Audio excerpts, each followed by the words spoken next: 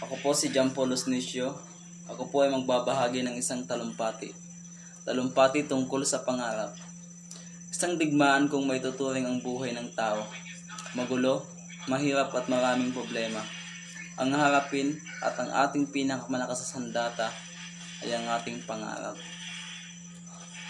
Ngunit kung dumating man ang araw na mawalan tayo ng pag-asa, sino nga ba ang dapat nasisihin? Ang ibang tao ba?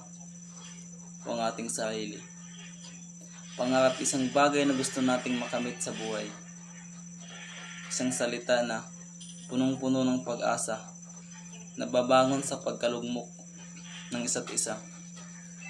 Pag-asa na magbibigay kabuluhan sa ating buhay.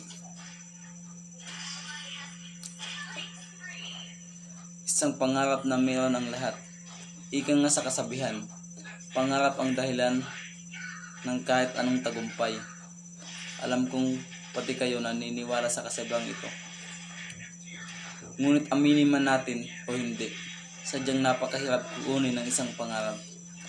Lahat tayo ay may pangarap na gustong makamit sa buhay. Kahit magkakaiba ito, pero iisa ang ating nais.